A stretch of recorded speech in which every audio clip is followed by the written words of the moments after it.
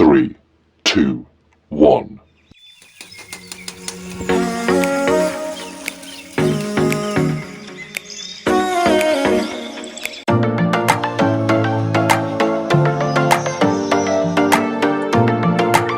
Good morning friends. तो आज का ये व्लॉग आपकी जानकारी के लिए बता दूं कि कुछ क्लिप मेरी जहां मैं शादी में गई थी ना, तो उससे पहले की ही हैं जो कि मैं अपलोड नहीं कर पाई थी। और मैंने फ़ोटो क्लिक की थी, और जो हमने जहाँ मैं शादी में जाने से पहले जो हमने शॉपिंग की उसको भी दिखाएंगे। जिस मॉल में गए उसे भी आप लोग देखिएगा। और आप लोग देख रहे हैं महाराजगंज का मॉल, महाराजगंज का ब्लॉग।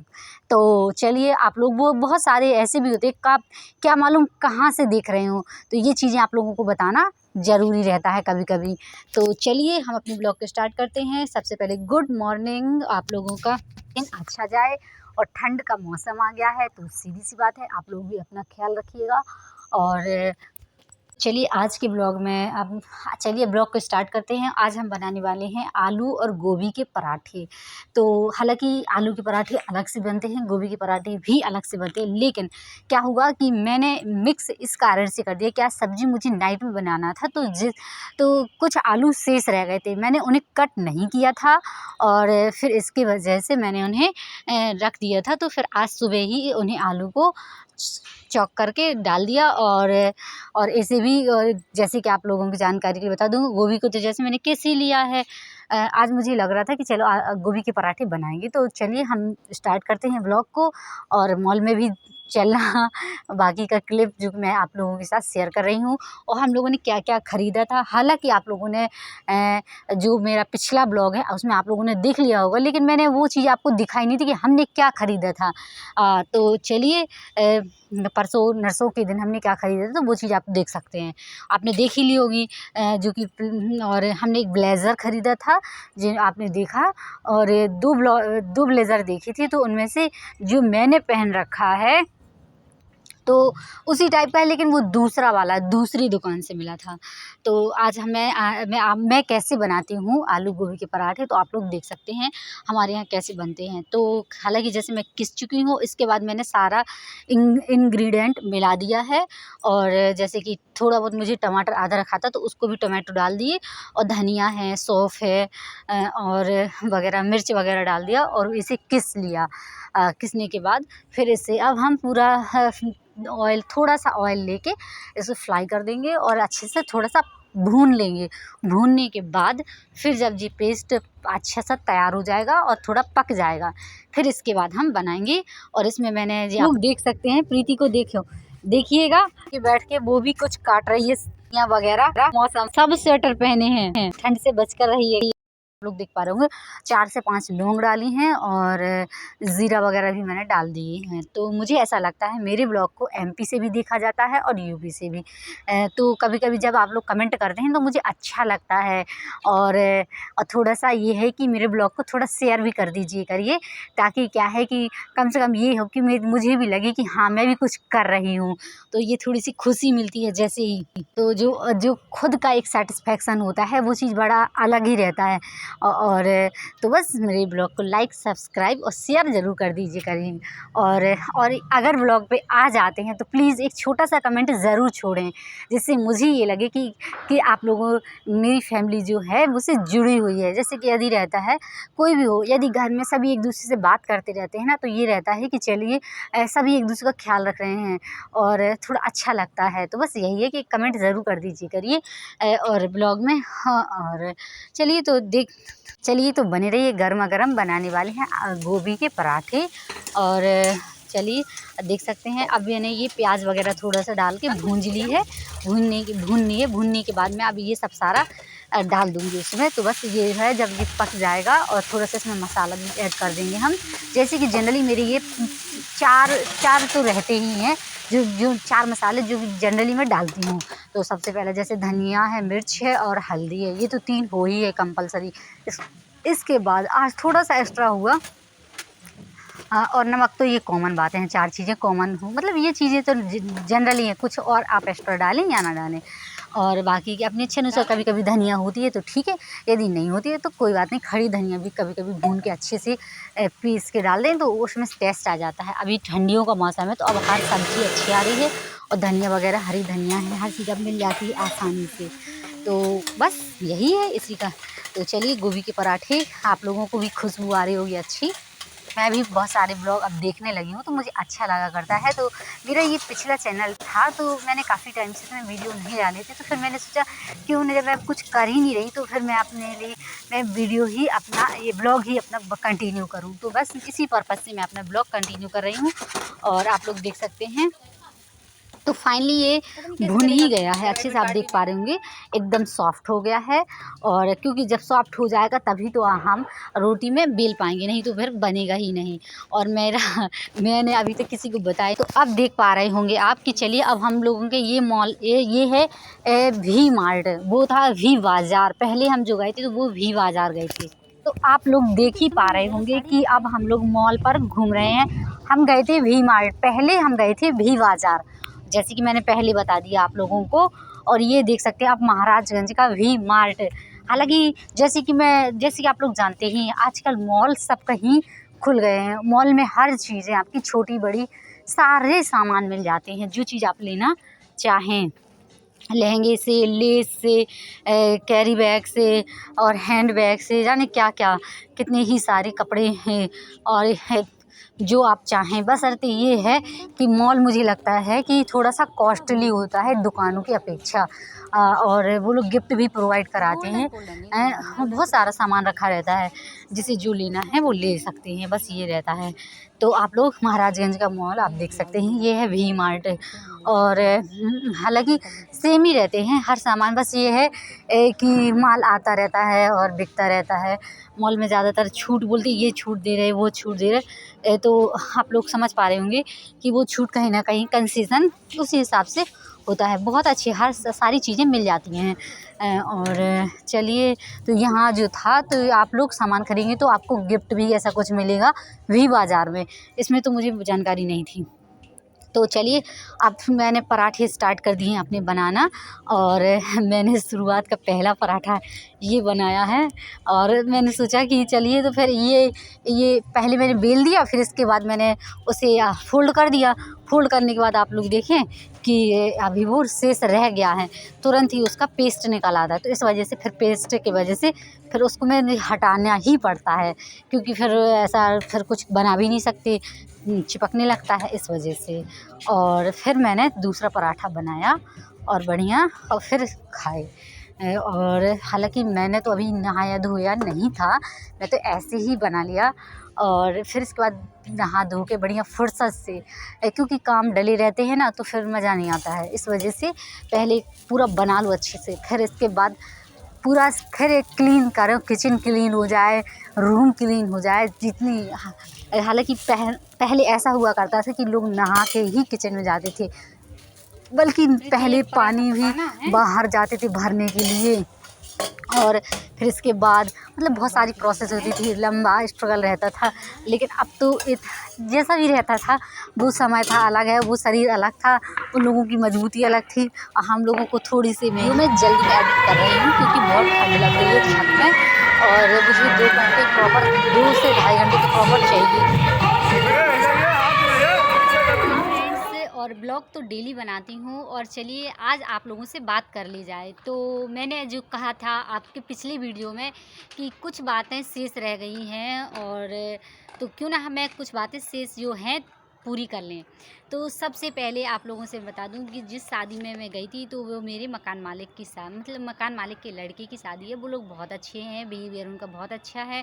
और मेरे लिए जैसे कि मैं एमपी से हूँ और ये बिहारी लैंग्वेज और थोड़ा सा क्या है, बिहार भी यहाँ आसपास बिहारी एरिया ही है एक तरह से। यहाँ की लैंग्वेज भी थोड़ी सी अलग है, जो कि मुझे सारी समझ में नहीं आती है, लेकिन कुछ हद तक समझ में आने लगी है अब रहती रहती 2 सालों में। और मैंने शादी 2 साल में पहली बार ही अटेंड की है। बहुत अच्छी शादी थी। सबसे अच्छा मुझे ये लगा कि वहाँ राधा रानी डांस बहुत अच्छा लगा। कि आप लोगों से बात कर ली जाए। और मैं अब क्या ही बताऊँ, और कि अब मैंने सोचा ये वीडियो थोड़ा-सा क्या है, ये चीज़ें लंबे लॉन्ग लॉन्ग टर्म तक हम देख सकते हैं, तो इस वजह से मैं रिकॉर्डेड कर ले रही हूँ और भविष्य में यदि मेरा मन करेगा तो देख लूँगी। तो ये चीज़ें हैं। तो शादी बहुत अच्छी थी और बहुत अच्छे लोग भी हैं वो लोग, और लड़के की शादी थी। और व्यवस्थाएँ सारी अच्छी थी। और सबसे अच्छा मुझे वहाँ के जो डांसर थे और राधा रानी वाला डांस था, जो स्टेज परफॉर्मेंस थी वो भी बहुत अच्छी लगी। हालाँकि जो कुछ कमी, जैसे कहीं न कहीं कुछ कमी तो रह ही जाती है, चाहे जितनी भी कोशिश करे कोई भी फैमिली मेंबर कि हम शादी में कोई कमी नहीं छोड़ेंगे। लेकिन कहीं न कहीं सबसे बड़ी बात ये, स्टेज बहुत बड़ा था और ये था कि वहाँ कोई अलग कार्यक्रम चल रहा हो, जैसे कि दुल्हन जयमाला डाल रही है, तो वो चीज़ें समझ नहीं आई उतनी अच्छे से, क्योंकि वो सामने से फेस सामने से नहीं करके उन्होंने अपना वो किया, जयमाला पहनाया, तो हम लोग साथ में देख ही नहीं पाए उतने अच्छे से। लेकिन परफॉर्मेंस उनकी एंट्री दुल्हन की बहुत अच्छी थी, जो कि आप पिछले वीडियो में जाकर देख सकते हैं। मतलब अच्छा था। और मैं एमपी से हूँ और मेरे लिए तो ये नया ही था कि हाँ, इस तरीके से वो बहुत एकदम फैशनेबल, ये क्या कह सकते हैं, एक तरह से काफ़ी ग्रैंड है, मतलब अच्छी वाली शादी थी। और ठीक है, व्यवस्थाएँ सारी अच्छी थी तो मुझे अच्छी लगी। मैं सिर्फ इसलिए ये चीज़ें रिकॉर्डेड की, सारी जो चीज़ें फ़ोटो क्लिक की थी वो सारी मैंने, वीडियो क्लिक की थी वो सारी मैंने अपने यूट्यूब पर डाल दी है, तो देखूँगी भविष्य में। ज़रूरी तो नहीं कि हमें यहाँ लंबे टाइम तक भी बनी रहूँगी, तो ये चीज़ें हो जाती हैं। और हो सकता है कि हम लोग यहाँ से चले भी जाएँ, आज नहीं 2-4 साल में जाएँगे, और क्या मालूम कब तक जाएँगे, इसकी अभी कोई जानकारी नहीं है। और बस ये था कि, और दीदी लोग भी घर में भी, अब हमारे भैया की भी, जैसे कि मैंने आपको वीडियो में आपको बताया कि मेरे भाई की भी शादी है, तो मेरे भाई की जो शादी है वो फरवरी में है। और वहाँ का ब्लॉग भी मैं अपना पूरा बनाऊँगी, शूट करूँगी। और चलिए, लेकिन बशर्ते ये है कि वहाँ वो हैप्पीनेस कब सैडनेस में बदल गई, ये नहीं। इस रिंग, इस अंगूठी, मतलब ये वो रिंग थी मेरी, कम से कम 2016 की रिंग थी। 2016, 17, 18, 19, 20, 21, 22, 23, ये सोच के चलिए 7-8 साल हो गए उस रिंग को पहने हुए, और वो इतनी मेरी लकी रिंग थी। और मैं उस रिंग को ये सोच ली कि मेरी एक तरह से बहुत ज़्यादा, वो रहता है ना कि बहुत ज़्यादा क्लोज्ड और बहुत ज़्यादा फेवरेट, और मेरी रिंग थी, तो बस वो रिंग मेरी गिर गई। और थोड़ा-सा लूज़ थी। तो मैं आप लोगों से भी बस यही कहूँगी, यदि आप लोग किसी भी फंक्शन में जाते हैं और यदि आप लोगों की कोई रिंग थोड़ा-सा भी ढीली है, तो उसे कोशिश करें धागा बाँध लें। मेरी जैसी गलती बिल्कुल ना करें। हालाँकि मेरी रिंग जो थी, हालाँकि थोड़ा-सा लूज़ थी, लेकिन क्या है कि मुझे लगता था हमेशा कभी गिरती ही नहीं थी, अपने मन से तो कभी गिरती नहीं थी, तो मुझे लगा कि नहीं गिरेगी, लेकिन शादी में मालूम नहीं चला कब गिर गई। और क्या, मुझे तो ये लगता है अभी भी जाएँ, 1 दिन हो, 2 दिन हो गए, फिर भी मुझे ऐसा लग रहा है कि अभी भी जाएँ देखें। बल्कि ऐसा कुछ होने वाला नहीं है। कोई चीज़ खोने के बाद, ख़ास तौर गोल्ड यदि खो जाता है तो मिलने के उसके चांसेस बहुत कम हो जाते हैं। और मुझे बहुत दुःख हुआ उस चीज़ का कि मेरी रिंग खो गई, लेकिन कोई बात नहीं है, इसमें मेरी ही गलती थी। और यदि हम गलती करेंगे तो सीधी-सी बात है, हमें कहीं न कहीं उस चीज़ को फेस करना ही पड़ेगा। तो बस ठीक है, बाकी का मुझे शादी बहुत अच्छी लगी, परफॉर्मेंस बहुत अच्छी थी, और वहाँ की जो स्टेज परफॉर्मेंस है और सारी व्यवस्थाएँ अच्छी थी। बशर्ते एक थोड़ी-सी कमी रहती, वो कहते थोड़ी-सी कमी रह गई थी, ये कमी रह गई थी, यदि दूल्हा-दुल्हन को जैसे कि अब जयमाला पहनाना है, तो वो थोड़ा-सा ऑडियंस के सामने साफ फेस सामने करके थोड़ा करते, देखते तो सब लोगों को और अच्छा लगता है, ये चीज़ था। तो ये चीज़ कमी रह गई। उसमें ऐसा चल रहा था कि बस वहीं-वहीं फंक्शन चल रहा है, वहीं-वहीं कार्यक्रम चल रहा है, जयमाला सामने-सामने, लेकिन सामने से कुछ दिख ही नहीं रहा, समझ नहीं आ रहा था।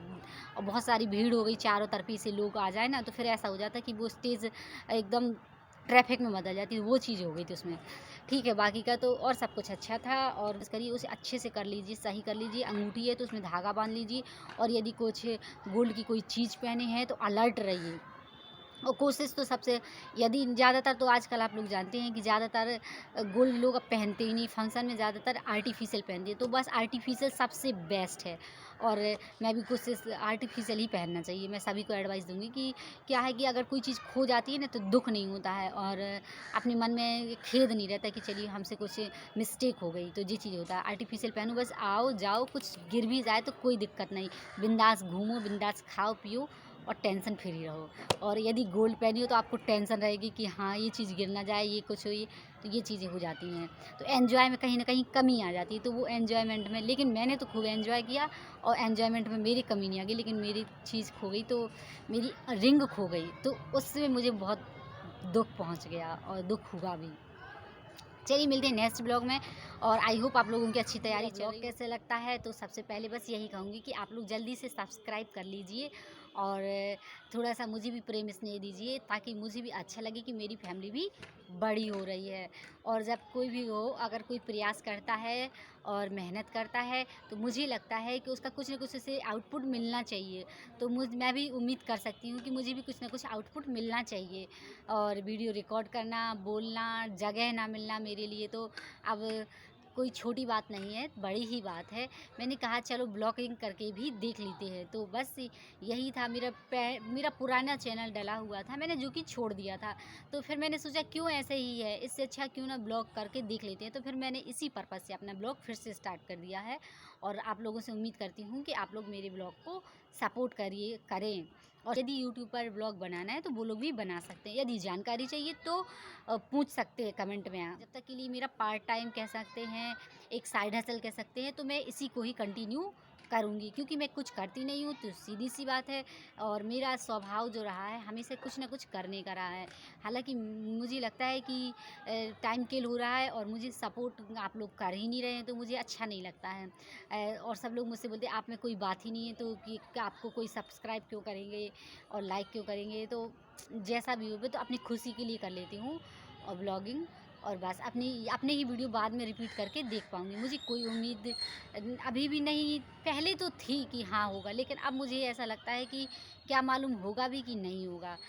लेकिन फिर भी मुझे अच्छा लगता है, इसलिए मैं ब्लॉगिंग अपनी खुशी के लिए कर लेती हूँ। और जो भी आप लोगों को मुझे जो नॉलेज है, वो नॉलेज भी आपके साथ शेयर करती रहती हूँ। तो चलिए मिलते हैं नेक्स्ट वीडियो में। यदि वीडियो अच्छा लगा, वीडियो को लाइक, चैनल को सब्सक्राइब ज़रूर कर लें। और मैं आई थी छत, और हालांकि मैंने अभी दुल्हन मुझे देखने जाना है, अभी मैं गई नहीं हूँ, लेकिन जाऊँगी। मेरी जब फ्रेंड साथ में जाएगी तब भी मैं जाऊँगी देखने भी। चलिए ओके, बाय, टेक केयर।